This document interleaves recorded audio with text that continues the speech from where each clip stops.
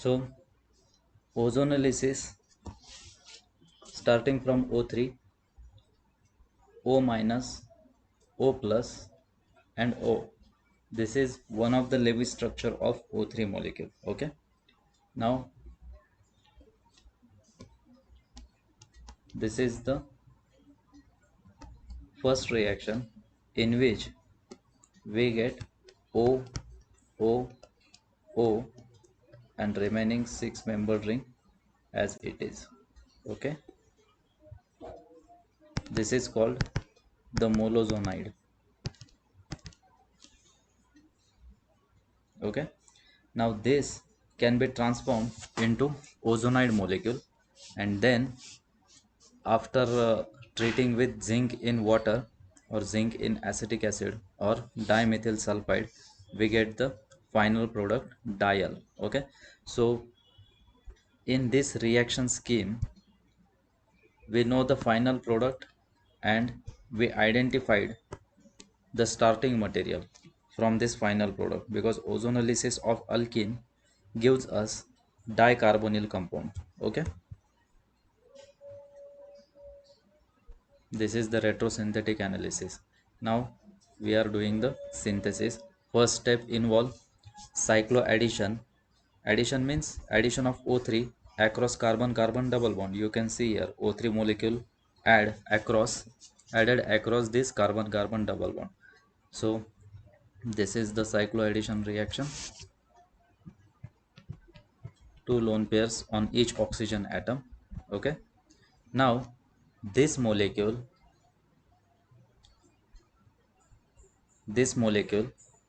ruptured and we get a fragmented molecule. Okay. Now I am going to shift bond here, one bond here. Okay.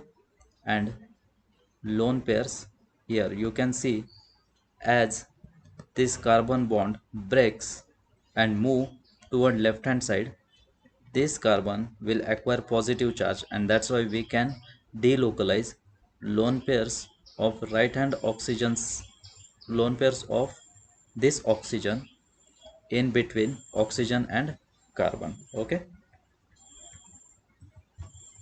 So I am going to draw the framework here. That's it. This bond is broken, so you should not write any bond here. Double bond O, you can see here the double bond is formed. Lone pairs as it is. This oxygen oxygen bond is broken. Okay. So write down here O, one lone pair, two lone pairs already there, negative charge, because this bond shifts on middle oxygen, that's why negative charge is there. Okay. One O is here, and we get two lone pairs, but out of two lone pairs one forms double bond here and we get positive charge here. Okay. Now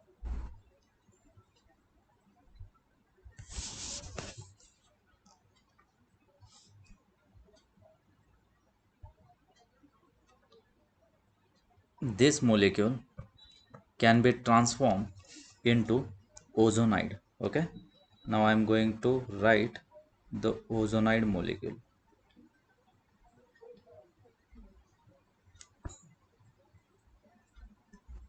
Okay. One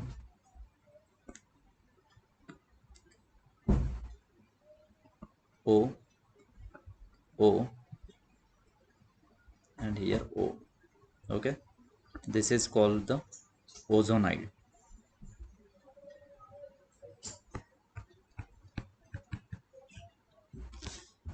Now how this ozonide is formed, how this ozonide is formed.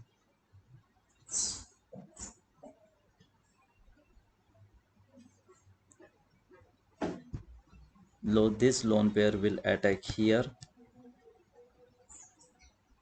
this bond will attack here. Okay.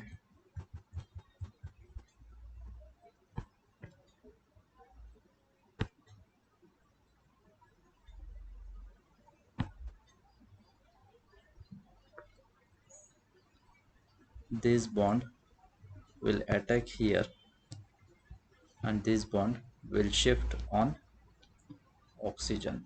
Okay, can you see that? First, the negative oxygen, lone pairs on negative oxygen will attack here, then this bond will attack at this carbon and this pi bond will shift on this oxygen. Okay, now in this way this oxygen will come here. Okay, and remaining two oxygens are present here. So this is the ozonide molecule. You got it? Now the last step is rupture of all these bonds and formation of dialdehyde. Now what is the labile linkage here? Oxygen oxygen linkage is susceptible to breaking because both these atoms, both these oxygen atoms are electronegative. Okay, and that's why this linkage is weaker and susceptible towards rupture. Now what is our next reagent? It is dimethyl sulfide. Now dimethyl sulfide will attack here, this bond will migrate here. Okay, this bond will shift here and this bond will again shift on the oxygen.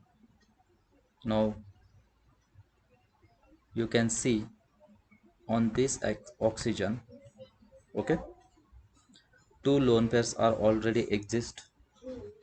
So if you observe the each and every arrow, then you can reveal that this oxygen will have negative charge. Okay, let's see what will happen.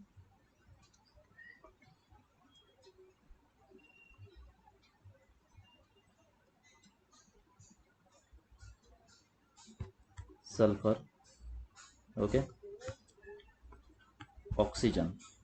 Now you can see here this oxygen, one bond is broken, second bond is broken, but second bonded electrons shifted on the oxygen.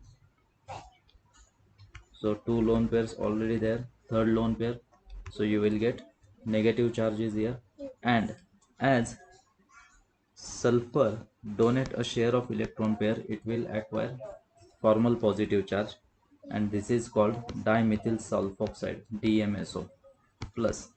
Now look at our starting material, 2 3 4 5 6. Okay, now at this carbon there is generation of carbonyl carbon, that is double bond O. On at this carbon oxygen carbon double bond will be formed. Okay, during this reaction at the terminal carbons, at the two alkenic carbons, C double bond O are formed. Okay, and you can see here this is the hexane diol. Okay, side product is DMSO, and you can see out of three oxygens, two oxygens are part of diol or dicarbonyl compound, and one oxygen attaches to the dimethyl sulfoxide to give dimethyl sulfide to give dimethyl sulfoxide. Okay, and remember this is the redox reaction actually, because here sulfur of dimethyl sulfide get oxidized into dimethyl sulfoxide. Okay, means it is reducing agent. Dimethyl sulfide is reducing agent which reduces ozonide into diol. We know that reduction is removal of oxygen, and one oxygen is removed from this compound and we get only two oxygens. in final compound. So our starting material is A, that is cyclohexene. So A is cyclohexene.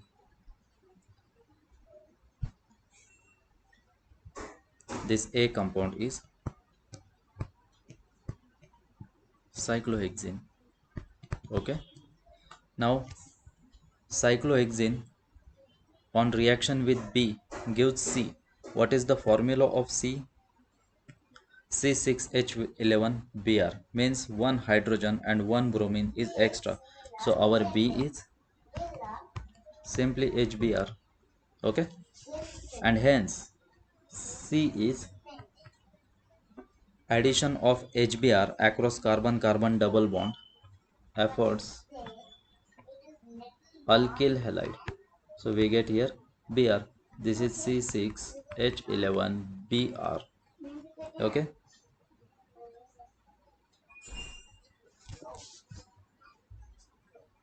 You got it? Okay. Now C on reaction with aqueous KOH. C on reaction with aqueous KOH gives you compound D. We know that aqueous OH, KOH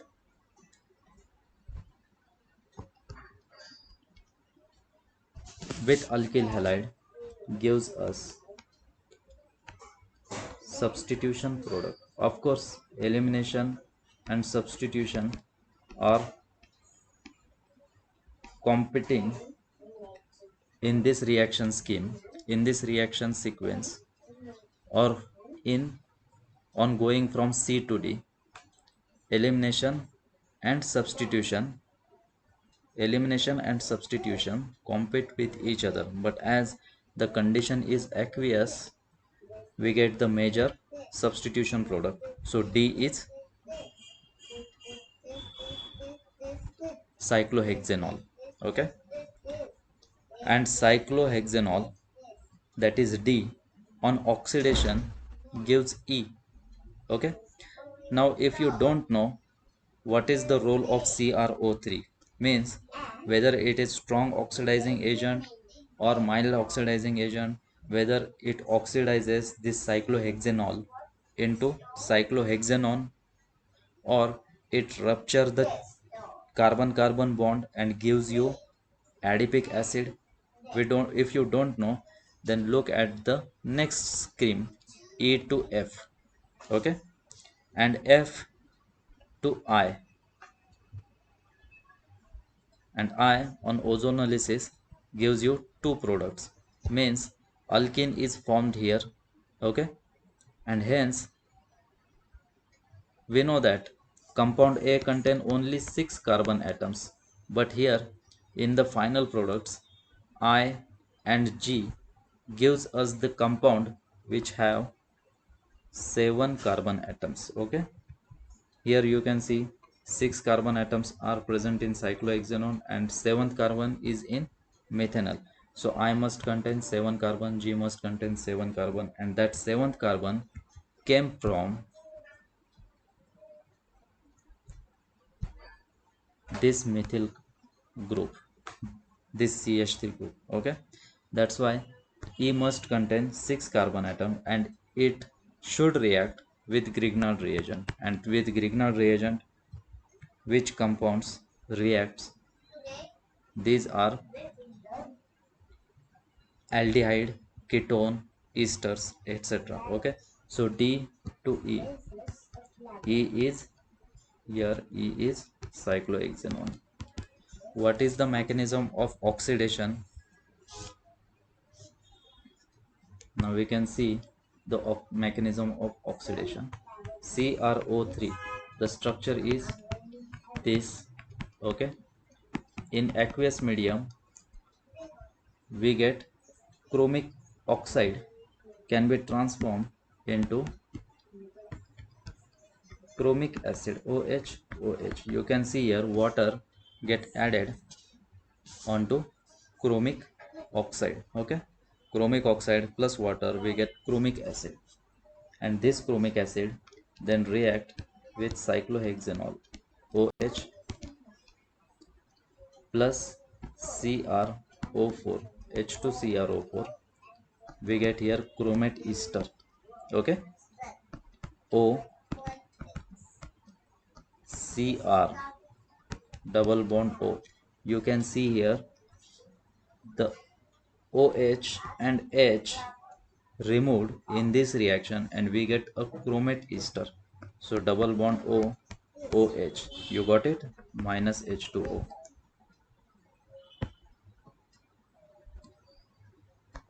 This OH and this H removed and we get a chromate ester. This is called chromate ester. Cr double bond O, O, and here alkyl group. Alkyl group is cyclohexyl group. Okay. Now, what is the next step? Next step is removal of proton. Simple. Proton removes and carbon hydrogen bonded electron shifts in between carbon oxygen bond. Here carbon oxygen bond breaks and medium is acidic. This bond will attack on the next H plus. You can see the arrow. Now what is the next? What are the products? We get double bond O here plus Cr single bond OH, single bond OH, double bond O.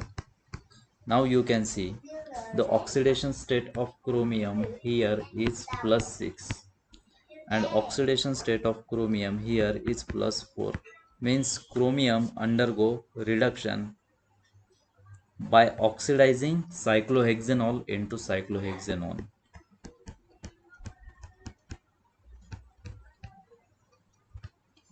Okay, so we get the cyclohexanone as a product in this reaction sequence. Now next E to F, Grignard reagent. Grignard reagent is methyl magnesium bromide. So what is methyl magnesium bromide? CH3 MgBr. This CH3 minus will attack here and we get O MgBr and CH3 here. After acidic workup we get H here. Okay, acidic workup means after completion of reaction we have to treat all the reaction mixture with acid. Okay, aqueous acid solution, so that whatever oxides or alkoxide or salts are present there, they get transformed into respective protonated compounds. Here protonated compound is alcohol. Okay, so we get alcohol here after Grignard reagent. After treating with Grignard reagent we get the alcohol, that is tertiary alcohol. So F is equal to OH and CH3 here. This is called tertiary alcohol. Okay, now sometimes you can see here first MeMgBr and second H3O plus. Okay, this second H3O plus means acidic workup, but I didn't give the second H3O plus reagent here. Okay, it doesn't mean that you should treat compound E with Grignard reagent only. Okay, this is understood that after completion of this reaction with Grignard reagent, acidic workup must be there. Okay, so even if I didn't mention this H3O plus, you should consider that after Grignard reagent the workup is acidic workup. Okay, so F is the tertiary alcohol. Now HBr gives you H. Okay, Now what is the role of HBr? HBr and alcohol gives you substitution reaction product. Okay, HBr means acid, so acidic condition gives you protonated alcohol. Okay, then protonated alcohol departed H2O, water molecule departed, and we get carbocation. What is the remaining part of HBr? It is Br minus. Okay, and Br minus then attack here, and we get tertiary alkyl bromide. From tertiary alcohol we get tertiary alkyl bromide, and this is the H. Okay, now from F on heating with H3PO4 or concentrated sulfuric acid, we get dehydrated product G. Okay, now what is the difference between G and I, that we will see. From F we get H. Now I will write here what is F. F is tertiary alcohol. Okay, now HBr gives you H, that is Br here and CH3 here. Okay, this is the H, this is the F. F on dehydration with H3PO4 or concentrated sulfuric acid gives you ZZEF elimination product, that is this.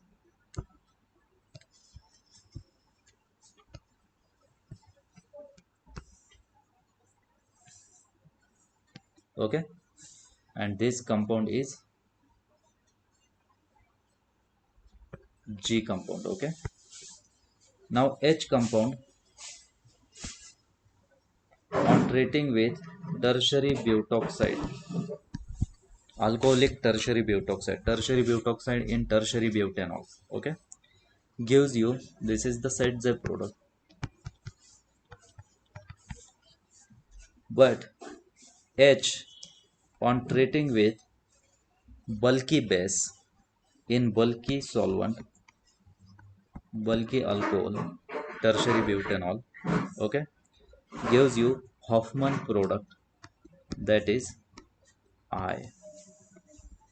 This is the Hoffman product. Okay, Hoffman elimination product. Why? Because tertiary butoxide is bulkier base. Okay, it abstracts the proton from less hindered side. Okay, less crowded side, and less crowded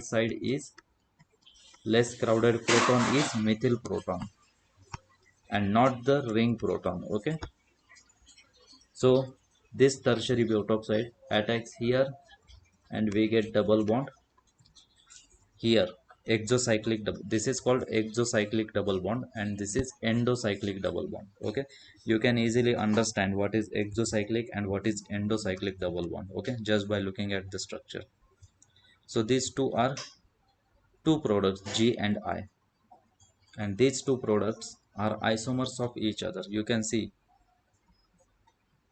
the linkages are different here. Carbon carbon double bond is here, but carbon carbon double bond is exo in I compound I. Okay, ozonolysis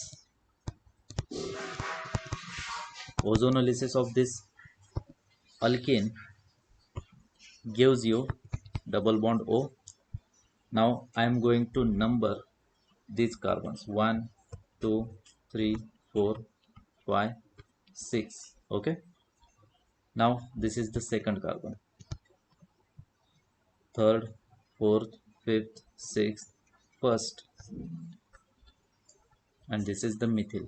Okay, now 3 4 5 6 1, and this is the methyl group. But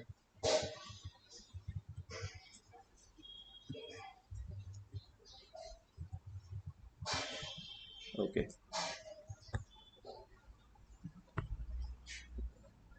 3, 4, 5, 6, 7. Okay, double bond will be here. Now this compound is dicarbonyl compound and principal functional group is aldehyde and not ketone. So you should start numbering from here: 3, 4, 5, 6, and 7. At 6th position you will get oxo substituent, and the aldehyde is heptanol. So it is 6-oxoheptanol. You can see in the reaction scheme G affords 6-oxoheptanol. Okay,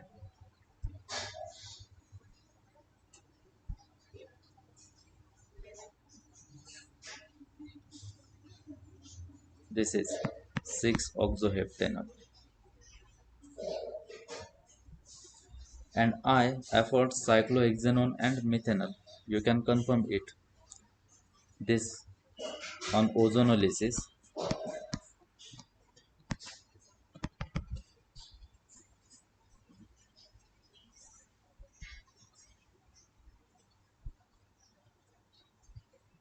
Now after breaking that carbon-carbon double bond, you will get two parts: